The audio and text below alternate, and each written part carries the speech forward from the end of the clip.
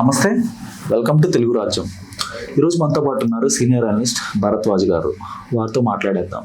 Sir నమస్తే. నమస్తే sir, Ram Charan గారు ఇటీవల రిపబ్లిక్ టీవీ నిర్వహించిన ఒక సమ్మిట్కి అటెండ్ అయ్యి అందులో మాట్లాడుతూ ఆ జర్నలిస్ట్ అడిగిన ప్రశ్నకు తనకి నారా లోకేష్కి సిమిలారిటీస్ ఉన్నాయని ఆయన అగ్రీ చేశారు.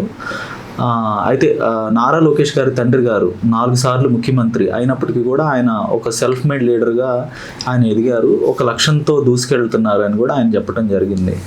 సో మా ఇద్దరికైతే సిమిలారిటీస్ ఉన్నాయి. ఒక వెల్ ఎస్టాబ్లిష్డ్ ఫ్యామిలీస్ నుంచి వచ్చినప్పటికి కూడా మేము సొంతంగా ఎదిగాము అని ఆయన చెప్పడం జరిగింది. సో నారా లోకేష్ ఒక లక్ష్యంతో ముందుకెళ్తున్నారు అని ఆయన చెప్పడం జరిగింది. సో ఈయనకు అర్థమైన లక్ష్యం ఏంటంటారు? అంటే ముఖ్యమంత్రి అని అంటారా?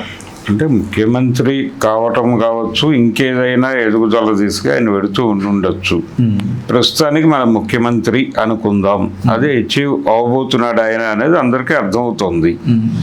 కాబట్టి ఆ మేరకు ఆయన సక్సెస్ఫుల్లే, నేను సక్సెస్ఫుల్లే. మా ఇద్దరికంటే ఈయన వెనకాల మెగాస్టార్ చిరంజీవి గారు ఉన్నారు, ఆయన వెనకాలేమో నారా చంద్రబాబు నాయుడు గారు ఉన్నారు. ఆయనకి ఒక లెగసీ ఉంది. ఎన్టీ రామారావు గారి మనవడు కూడా ఆయనకు అదనంగా అది కూడా ఉంది. ఆయన తండ్రి గారు, తాతగారు అందరూ రాష్ట్రాన్ని పరిపాలించిన వారే. అలాగే నిజానికి ఒక దశలో సినిమా ఇండస్ట్రీలోకి వెళ్ళాలి అనే ఆలోచన కూడా లోకేష్ చేశాడు.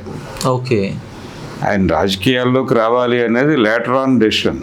తేజతో ఒక సినిమా ప్లాన్ చేశారని. అవును. ఓకే, ఆ బ్యాక్గ్రౌండ్ చెప్తారా సార్? బ్యాక్గ్రౌండ్ ఏం లేదండి, దానిలో ఒక ఆలోచన వచ్చింది ఆ టైంలో. ఓకే, అటువైపు వెడితే అంటే పబ్లిక్ కి తన ముఖం ఫెమిలియర్ కావటం కోసం సినిమా అనేది ఒక ప్లాట్ఫామ్ గా అనుకున్నాడు అతను. ఓకే, రాజకీయాల్లోకి రావాలి అనేది అతని ప్రోగ్రామ్ కాదు, అతన్ని రాజకీయాల్లోకి తీసుకురావాలని చంద్రబాబు అనుకోలేదు. నిజానికి అతన్ని అమెరికా పంపించి చదివించటము, తత్సంబంధమైన కష్టాలన్నీ ఎందుకు పడ్డారంటే ఏదో ఒక ఎంటర్ప్రైన్యూర్గా అతను బతికేస్తాడు అని అనుకున్నారు. దానికి సంబంధించి రకరకాల ప్లాట్ఫామ్స్ వీళ్ళు క్రియేట్ చేశారు. హెరిటేజ్ పేరుతో క్రియేట్ చేసింది కావచ్చు, లేకపోతే హోటల్ ఇండస్ట్రీ వైపు డ్రైవ్ చేయాలి అని కూడా ఒక ప్రయత్నం చేశారు.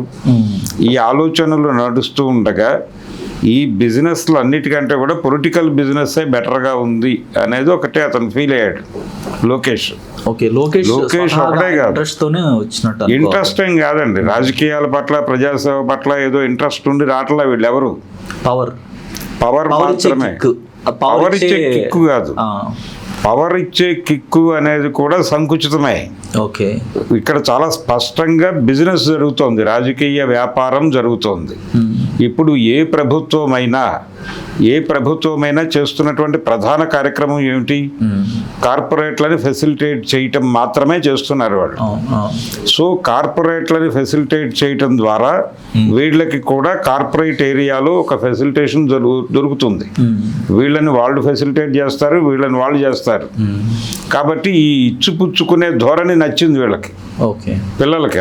మొత్తం అన్ని రాజకీయ పార్టీల్లోనూ ఎందుకు కొడుకులు కూతుళ్ళు ఎగబడుతున్నారు రాజకీయాలకి? ఎందుకు ఎగబడుతున్నారంటే ఇక్కడ ఆర్థిక ప్రయోజనాలు బలంగా ఉన్నాయి, బిజినెస్ చాలా అద్భుతంగా ఉంది. ఇంత లాభం ఏ వ్యాపారంలోనూ లేదు. ఎక్కడైనా సరే మీరు ఇన్వెస్ట్మెంట్ పెట్టాలి. ఇప్పుడు హెరిటేజ్ పెట్టడానికి ఇన్వెస్ట్మెంట్ కావాలి కదా, లేకపోతే ఇంకొక పరిశ్రమ పెట్టడానికి ఇన్వెస్ట్మెంట్ కావాలి, దానికి మార్కెట్ దొరకాలి, ఆ గొడవంతా ఉంటుంది. ఇక్కడ ఏమీ అక్కర్లేదు.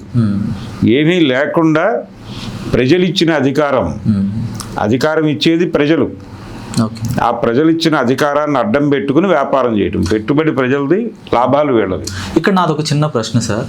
ఇప్పుడు చంద్రబాబు నాయుడు గారు ఒక 2 ఎకరాల నుంచి కొన్ని వందల కోట్లు, ప్రతిపక్షం ఆరోపించేది ఏంటంటే లక్షల కోట్లు అంటారు. సో ఆరోపణలు ఎట్లయినా కూడా ఆయన ఒక ఆర్థికంగా ఒక స్థితిమంతుడే అనుకోవాలి. ఇప్పుడు దేశంలోనే కాబట్టి కదా అన్ని ఎకరాల్లో అక్కడ ఇల్లు కట్టుకున్నాడు. రిచెస్ట్ సీఎం కూడా దేశంలోనే మొన్నటి వరకు, డికే శివకుమార్ వరకు. ఇంత ఆర్థికంగా ఇంత అంటే ఎన్టీ రామారావు గారు ముఖ్యమంత్రిగా ఉన్న రోజుల్లో, అంటే ఆయన ముఖ్యమంత్రి అయిన సందర్భంలో చంద్రబాబు నాయుడు గారు కాంగ్రెస్ పార్టీ నుంచి కంటెస్ట్ చేసి ఓడిపోయాడు. మొదటి ఎన్నిక 83 జనవరిలో జరిగిన ఎన్నికల్లో ఆయన ఓడిపోయాడు. ఓడిపోయిన తర్వాత ఆయన తెలుగుదేశంలోకి ఎంట్రీ ఉంటుందా లేదా అని ఒక డోలాయమాన స్థితికి గురయ్యాడు. గురైన సందర్భంగా ఆయన తిరుపతి కేంద్రంగానే హోటల్ బిజినెస్లోకి వెళ్ళాలి అని అనుకున్నాడు. ఆ దిశగా తన ప్రయాణానికి మామగారి నుంచి ఒక సపోర్ట్ తీసుకుని ఒక ఇండస్ట్రియలిస్ట్గా మారాలని అనుకున్నాడు ఆయన. అయితే అందులో ఆ ఏరియాలో ఒక అడుగు వేశాడు ఆయన. ఆల్రెడీ ఒక హోటల్లో ఆయన పెట్టుబడిదారుడిగా చేరాడు. హోటల్ ఉంది ఇప్పటికీ, స్టిల్ రన్నింగ్. అయితే ఇదే టైంలో ఆయనకి దీనికంటే కూడా మనకు తెలిసిన విద్య ఏదో విధంగా ప్రయత్నం చేసి ఎంట్రీ దొరుకుతుందేమో చూద్దాం అని ఒక ట్రయల్ వేసాడు ఆయన. ఆ ట్రయల్ వర్కౌట్ అయింది, ఆయన అంగీకరించాడు దాన్ని లోపలికి తీసుకోవటానికి. తీసుకున్న తర్వాత ఈయన ఎమ్మెల్యే కాదు, అందుకని ఆయన ఏమో కౌన్సిల్ రద్దు చేసే మూడ్లో ఉన్నాడు.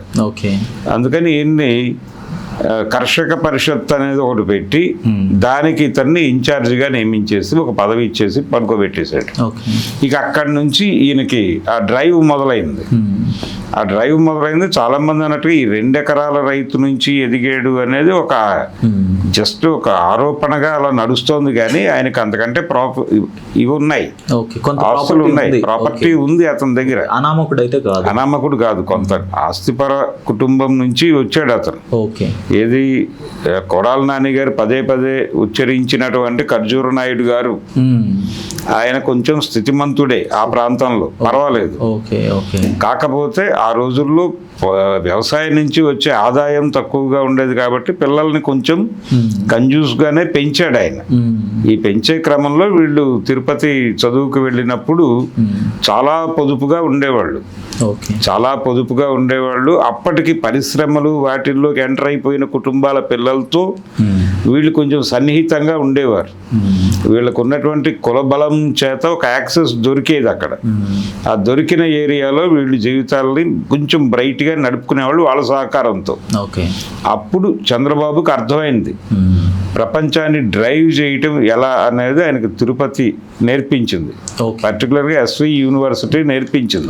ఇక్కడ నా ప్రశ్న ఏంటంటే, ఇప్పుడు ఫినాన్షియల్గా ఇంత స్టెబిలిటీ వచ్చింది వాళ్ళకి, ఒక చిన్న స్థాయి నుంచి 100 కోట్లు, దేశంలోనే రిచెస్ట్ సీఎం, ప్రతిపక్షం ఆరోపించే వేలాది కోట్లు, 1,00,000 కోట్లు. సో ఏదేమైనప్పటికీ ఆయనకు ఒక ఫైనాన్షియల్ స్టెబిలిటీ ఉంది. సో ఆయన కుమారుడు కూడా అంత ఫైనాన్షియల్ స్టెబిలిటీ ఉన్నప్పుడు వాళ్ళు మళ్ళీ ఇక్కడ డబ్బు కోసమే రాజకీయాల్లోకి వచ్చారంటే దాన్ని ఏ విధంగా డబ్బు కోసం రాజకీయాల్లోకి రావటం కాదండి. ఆ డబ్బుని మేనేజ్ చేసుకోవడానికి కూడా రాజకీయాల్లో ఉండాలి కదా, పవర్ అనేది లేకపోతే ఎలాగా? రేపు పొద్దున అంటే ఇప్పుడు డబ్బులు ఉన్నాయి కాబట్టి అని పని మానేస్తే కుదరదు. వెనకటికి ఒక సింహం వేట మానేస్తే, ఏదో ఉంది కదా అని వేట మానేస్తే పనికి అలవాటు తప్పిపోయి సడన్ గా 10 జంతువులు 10 కుందేళ్లు దాడి చేసినా అది ఎలా అటాక్ చేయాలో అర్థం కాక కన్ఫ్యూజ్ అవుతుంది. అందుకని అలా కాకూడదు. మనం బలంగా నిలబడాలంటే మన ఏరియాలో మన జెండా ఉండి తీరాలి. ఎందుకు ఊళ్ళల్లో ఉండేటువంటి భూస్వాములు ఊరంతా ఆడి కంట్రోల్లోనే ఉంటుంది. అంత మాత్రం చేత కంట్రోల్లో ఉంది కదా అని మిగిలిన ఏరియాలు వదిలిపెట్టరు కదా. ఎవరిని ఆలోచించే అవకాశం ఇవ్వకూడదు. ప్రజల్ని కంట్రోల్ చేస్తూ ఉండాలి. ఏదో ఒక నేరేటివ్ కల్పిస్తూ ఉండాలి. లేకపోతే వాళ్ళు వీళ్ళ మీద టార్గెట్ పెడితే 10 నిమిషాల్లో లేపేయరా వీళ్ళని. ప్రజలు కాన్సన్ట్రేట్ చేస్తే, ఏపీ జనం కాన్సన్ట్రేట్ చేస్తే 10 నిమిషాల కంటే ఎక్కువ టైం పట్టదు వీళ్ళని కంట్రోల్లోకి తీసుకోవటం. అందుకని ఈ మేనేజ్మెంట్ చేస్తూ నిరంతరం జరగవలసిన పనిది. దాన్ని కాపాడుకోవడానికి ఏదైతే అచీవ్ అయ్యారో ఆ అచీవ్ అయిన దాన్ని ప్రొటెక్ట్ చేసుకోవటానికి ఈ కష్టం పడుతూ ఉండాలి. అందుకని పొలిటికల్ ఏరియాలో మన వారసుడు ఉండాలి అని చంద్రబాబు అనుకున్నాడు. ఇంకా ఇటీవల పెద్ద ప్రీ రిలీజ్ ఈవెంట్లో అనుకుంటా రామ్ చరణ్ గారు, మేము మీకోసమే సినిమాలు చేస్తున్నాము, మేము ఎందుకు చేస్తాము సినిమాలు, మీకోసమే కదా, మేము కాళ్ళు చేతులు ఎరగొట్టుకుంటాము, ఇదంతా కేవలం మీకోసమే అన్నట్టుగా ఆయన మాట్లాడారు. అవును, అందులో మీకేమనిపించింది ఆ స్టేట్మెంట్? అంటే అభిమానులని మాత్రమే కాదండి, కమర్షియల్ సినిమా ఇది మారింది, స్వరూపం మారింది. ఇది వరకు కమర్షియల్ సినిమా అంటే రామారావు గారి రోజుల్లో ఏదో 4 పాటలు, ఒక 4 ఫైట్లు, ఒక 5-6 కామెడీ సీన్లు పెట్టేస్తే సినిమా అయిపోతుంది అనుకునేవాళ్ళు. కమర్షియల్ సినిమా తీయటంలో ఒక వెసులుబాటు ఉండేది. కానీ ఇప్పుడు పరిస్థితి అలా లేదు. అంటే కమర్షియల్ సినిమా, రియలిస్టిక్ సినిమా ఈ 2 మెర్జ్ అయిపోయి ఒక కొత్త వ్యవహారం నడుస్తోంది ఇప్పుడు. అందుకని సినిమా అనేది ఆడియన్స్ని విపరీతంగా పట్టులోకి తెచ్చుకోవాలి అంటే కంటెంట్ ఓరియంటెడ్గా ఉండాలి సినిమా. ఒక కొత్త పాయింట్ చెప్పాలి. నువ్వు కొత్త మార్కెట్లకు విస్తరించావు, ఆ కొత్త మార్కెట్లో నువ్వు నీ ప్రభావం చూపించగలిగితే నీ సినిమా చూస్తారు. అలా మార్కెట్ని స్థిరీకరించుకోవాలి. దానికోసం చాలా కష్టపడాల్సి ఉంటుంది. స్క్రిప్ట్ వైపు కష్టపడాలి, నటులు అందరూ కష్టపడాలి, గెటప్పుల పరంగా కష్టపడాలి. ఈ కష్టాలన్నీ ఉన్నాయి ఇప్పుడు. ఎందుకు వాళ్ళు 3 ఏళ్ళు టైం తీసుకుంటున్నారు ఒక్కొక్క సినిమా కంటే? ఈ కష్టం ఉంది కాబట్టి. సో ఆ ఏరియాలో కమర్షియల్ సినిమాలు చేస్తున్న వాళ్ళు వాళ్ళ మార్కెట్ కోసం కష్టపడుతున్నారు, జనం కోసం కాదు. జనం కోసమని ఆయన చెప్పాడు, కానీ జనమే మార్కెట్. ఇప్పుడు మరోవైపు లోకేష్ కూడా మేము కేవలం ప్రజల కోసమే రాజకీయాల్లో ఉన్నామా అని కూడా చెప్తా ఉంటారు. అవునండి, ఆయన వాళ్ళ ఓట్ బ్యాంక్ కోసం ఆయన రాజకీయాల్లో ఉన్నాడు. ఆ ఓట్ బ్యాంక్ని సెక్యూర్ చేసుకోవాలి, ఆ పవర్ నిలబెట్టుకోవాలి, మేనేజ్మెంట్కి సంబంధించిన స్కిల్స్ డెవలప్ చేసుకోవాలి, ఎవరిని ఎలా హ్యాండిల్ చేయాలి, ఎవరిని ఎలా వాడుకోవాలి అనేది తెలియాలి. ఇంత కసరత్తు ఉంది జీవితంలో. సో వీరిద్దరిని తండ్రికి తగ్గ తనయులు అనుకోవచ్చా? వాళ్ళ లెగసీని సక్సెస్ఫుల్గా క్యారీ చేస్తున్నారు అనుకోవచ్చా? లేదంటే ఇప్పుడు ఇద్దరికి సైడ్ లో ఇబ్బందికరమైనటువంటి 2 క్యారెక్టర్లు ఉన్నాయి. ఓకే, లోకేష్ కి పక్క ట్రాక్ లో జూనియర్ ఎన్టీఆర్ అని ఒక పాత్ర కనిపిస్తూ ఉంటుంది. అక్కడ కెమెరా పెట్టినప్పుడల్లా ఈ నీడ కనిపిస్తూ ఉంటుంది. దాని పరిస్థితి ఏమిటి, అడపా దాని మీద చర్చలు జరుగుతూ ఉంటాయి బయట.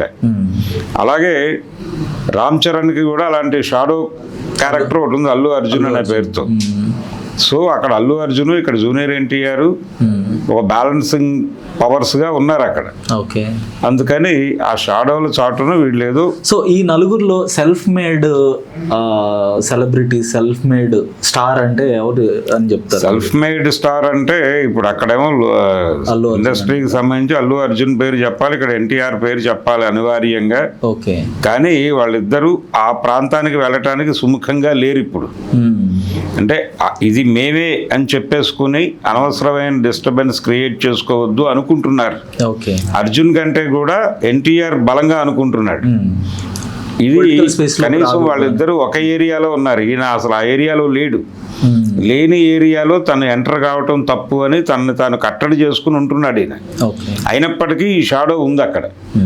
అక్కడ ఇంకా బలంగా ఉంది అల్లు అర్జున్ షాడో.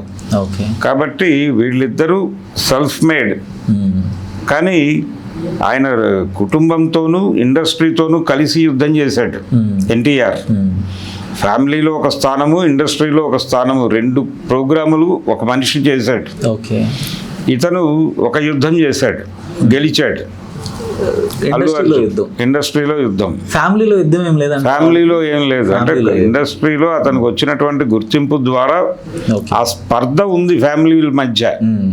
ఒకే ఏరియాలో ఉన్నారు కాబట్టి. కానీ కష్టం వస్తే వాళ్ళందరూ కలుస్తారు. ఇక్కడ కూడా ఎన్టీఆర్ ఆ కుటుంబంలో ఏదైనా నష్టం జరిగినా లేకపోతే ఏదైనా విషాదం జరిగినా ఇతని ప్రజెన్స్ ఉంటుంది. వాళ్ళు హ్యాపీ మూడ్లో, సెలబ్రేటివ్ మూడ్లో ఉన్నప్పుడు కొంచెం దూరంగా ఉంటాడు. అక్కడికి వెళ్ళి భంగపడి మనకు దక్కాల్సిన గౌరవం దక్కలేదే అని ఏడవటం కన్నా కూడా వెళ్ళకపోవడం బెటరు అన్న మూడ్లో ఉంటున్నాడు అతను.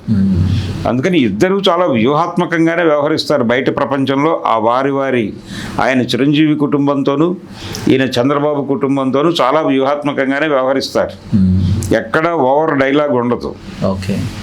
ఏదైనా ఇబ్బంది ఉంటే చాలా స్పష్టంగా ట్వీట్ చేసి అభినందనలు తెలియజేస్తారు. మన పెద్దికి కూడా ఆయన అభినందనలు తెలియజేశాడు. పుష్పకి రామ్ చరణ్ నుంచి అభినందనలు రాకపోయినప్పటికీ ఆయన చేశాడు. ఇది బ్యాలెన్సింగ్ ప్రోగ్రామే.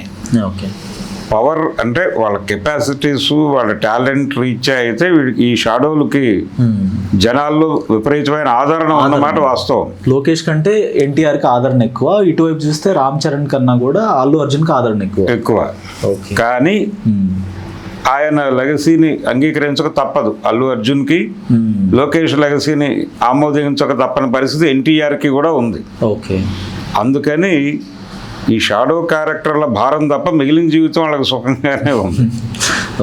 తండ్రి గారు ఇక్కడ చంద్రబాబు గారు ఆయన చాలా ఓవర్ ప్రొటెక్టివ్గానే చూసుకుంటున్నాడు. చిరంజీవి గారు కూడా అంతే ప్రొటెక్టివ్గా చూసుకుంటున్నాడు. కాబట్టి వాళ్ళ జీవితాలు అన్ని వనరుల్ని వాళ్ళు సమకూర్చి పెడుతున్నారు. డెఫినెట్గా అంటే అల్లు అర్జున్ వెనకాల అరవింద్ గారు ఉండటం అనేది ఒక ప్లస్. అంటే చిరంజీవిని తీర్చిదిద్దిన ఒక పవరు అతని పక్కన ఉండటం ద్వారా పొందేటువంటి అడ్వాంటేజెస్ చాలా ఉంటాయి. అవును. అవి అతను పొందుతున్నాడు. ఎన్టీఆర్కి అలాంటి సపోర్ట్ లేదు, కానీ తన యుద్ధం తానే చేసుకుంటూ నిలబడుతున్నాడు. అవును. అందుకని వాళ్ళ మెరిట్స్ వాళ్ళకు ఉన్నాయి. ఇప్పుడు లోకేష్ మెరిట్స్ తనకున్నాయి, ఓకే. తన ఇబ్బందులు తనకున్నాయి. హలో, తెలుగు రాజ్యం ఛానల్ చూస్తున్నారా? సామాజిక రాజకీయ జీవన చిత్రణే తెలుగు రాజ్యం. అతిశయోక్తులు అసత్యాలు ఉండవు. రాజకీయ కోణం కాదు, ప్రజా కోణమే కొలబద్ద. తెలుగు రాజ్యం వీక్షణ మీ ఉత్తమ అభిరుచికి నిదర్శనం.